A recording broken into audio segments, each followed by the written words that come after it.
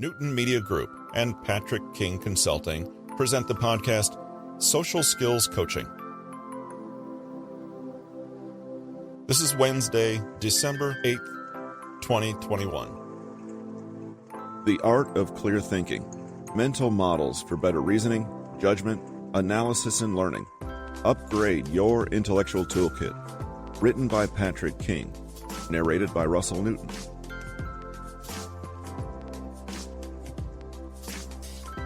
Socrates the Know-It-All. Finally, we come to the Socratic Method. It sounds like it could be an ancient Greek method of losing weight, but instead, it's an ancient Greek method of discourse, teaching, and learning. As with the other thinkers in this chapter, the focus is on understanding and seeking truth. When you boil it down, the Socratic Method is when you ask questions upon questions in an effort to dissect an assertion or statement. The person asking the questions might seem like they are on the offensive, but they're asking questions to enrich both parties and discover the underlying assumptions and motivations of the assertion or statement.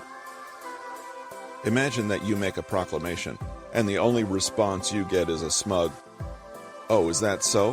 What about X and Y?" Unfortunately, the know-it-all is on the right path.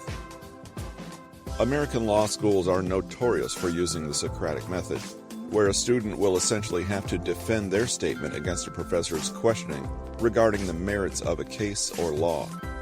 Again, it's not adversarial by nature. It merely capitalizes on the fact that when you force someone to defend themselves or explain their line of thinking, they will often find gaps in their logic if the right questions are asked and emphasized. It may cause defensiveness, though it is not offensive. As you might have guessed, the Socratic Method derived from Socrates himself, who is best known as being the teacher of the famous philosopher Plato, and also for willingly being executed by drinking poisoned hemlock for having corrupted the minds of the youth in Athens. So what is the Socratic Method exactly, beyond asking a series of tough questions that make people uncomfortable? You're putting what people say to an incredible stress test. When you use it on others or yourself, it trains you to question beliefs, discard assumptions, and find the implicit hypotheses people are operating on. You're discouraged from taking things at face value and instead are encouraged and pushed to pick statements and assertions apart so you can find weaknesses and hidden intentions. If you are mercilessly questioned and picked apart with Socratic questioning, what remains afterward will be heavily tested, validated, and rock solid. If there is an error in your thinking, it will be found, corrected, and proofed with a rebuttal. As a brief example, imagine that you are telling someone that the sky is blue. This seems like an unquestionable statement that is an easy truth. Obviously, the sky is blue. You've known that since you were a child. You go outside and witness it each day. You've told someone that their eyes were as blue as the sky. Now imagine someone asks how you know.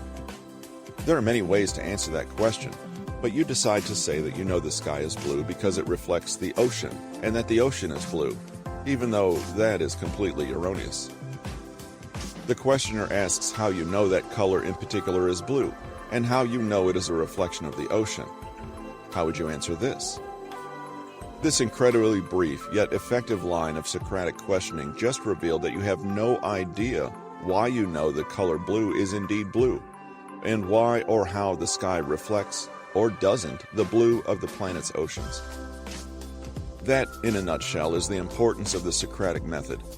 A series of innocent and simple questions can unravel what you thought you knew, and lead you to understand exactly what you don't know. This is often just as important as knowing what you do know, because it uncovers your blind spots and weaknesses. Recall that it was used by teachers on students, so it's designed to allow people to gain knowledge about themselves by asking the right questions. The questions are essentially tests of logic and knowledge, so people may discover what they know and what they do not. I wouldn't suggest doing this on a regular basis to people, at least if they aren't fully prepared for it. The reason is that this can easily be seen as adversarial and obnoxious. This is especially true if people can't answer your questions, and they realize their assertions are mostly assumptions they don't fully understand, and that their lack of understanding is being fully exposed. For example, how might you respond if someone soundly demonstrated to you that you don't understand why the sky is blue, as the example above? If you wanted to learn about it, it would be great. But if you just wanted to have a normal conversation with someone and they started a line of Socratic questioning, that's not typically a pleasurable conversation for the person in the student role, because they are continually on the defensive. There are generally 6 types of Socratic questions, as delineated by R.W. Paul. After just briefly glancing at this list, it should be apparent how continually addressing these types of questions can improve your thinking and lead you to better solutions and assertions. The 6 types of questions are: 1. Conceptual clarification questions. 2. Probing assumptions. 3. Probing rationale, reasons, evidence. 4. Questioning viewpoints and perspectives. 5. Probing implications and consequences. 6. Questions about the answer. Conceptual clarification questions. What is the significance and motivation for bringing up this topic, and why was it important enough for them to say? What do they hope to achieve with it? Suppose we have the same assertion from above, where the sky is blue. Here are some sample questions from each category you could plausibly ask to gain clarity and challenge their thoughts. What does it matter to you if the sky is blue? What is the significance to you? What does that have to do with the rest of the discussion? Why would you say that? Probing assumptions. What assumptions are the assertions based on and are actually supported by evidence? What is opinion and belief, and what is evidence-based fact or proven in some other way? Is your blue my blue?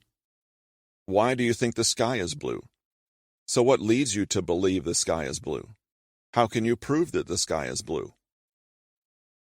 Probing rationale, reasons, and evidence. How do you know the evidence is trustworthy and valid? What are the conclusions drawn, and what rationale, reasons, and evidence are specifically used in such a way? What might be missing or glazed over? What's the evidence for the sky's color, and why is it convincing? How exactly does the ocean's reflection color the sky? What if the study was incorrect or flawed? Show me your reasoning. Questioning viewpoints and perspectives. People will almost always present an assertion or argument from a specific bias, so play devil's advocate and remain skeptical about what they have come up with. Ask why opposing viewpoints and perspectives aren't preferred and why they don't work. How else could your evidence be interpreted? Why is that research the best in proving that the sky is blue? Couldn't the same be said about proving the sky is red? Why or why not?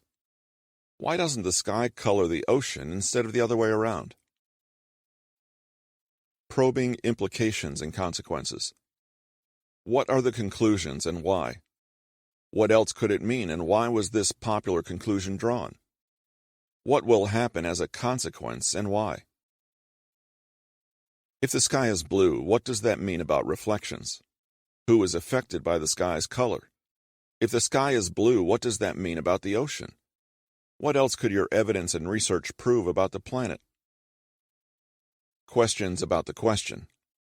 Forcing people to step into your shoes and ponder why you asked the question or why you went down that line of questioning. What did you mean when you said that, and why did you ask about X rather than Y? So why do you think I asked you about your belief in the sky's color? What do you think I wanted to do when I asked you about this? How do you think this knowledge might help you in other topics? How does this apply to everyday life and what we were discussing earlier? At first it sounds like a broken record, but there is a method to the madness. Each question may seem similar, but if answered correctly and adequately, go in different directions. In the example of the blue sky, there are 24 separate questions, 24 separate answers and probes into someone's simple assertion that the sky is blue. You can almost imagine how someone might lose their nerve and believe in the sky's blueness after not being able to produce evidence or understand the actual physical phenomenon. The Socratic method translates fairly easily to everyday life as well, though you must pick your battles. In daily life, it must be presented more as curiosity and doubt.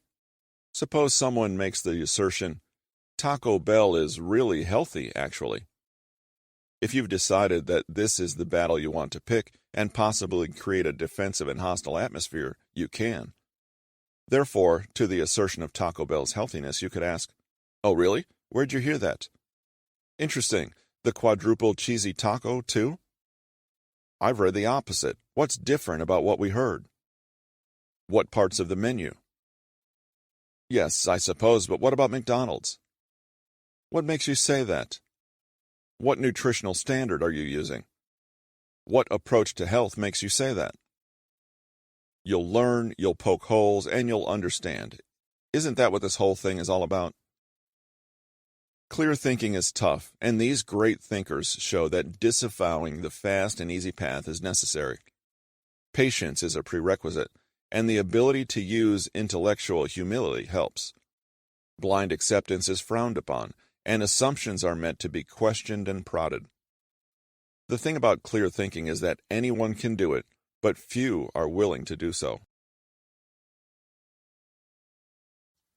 Please take a moment to review the show notes for this episode, where you'll find a link to the Audible book, The Art of Clear Thinking, Mental Models for Better Reasoning, Judgment, Analysis, and Learning. Upgrade Your Intellectual Toolkit by Patrick King. You'll also find a link to Patrick King's site at bit.ly/PK Consulting, where you can request your free copy of his free mini ebook on conversational tactics. And finally, if you'd like to join the multitude of people that have left us comments and questions regarding the podcast, you can email us at kingpodcast@newtonmg.com or visit bit.ly/PK comment.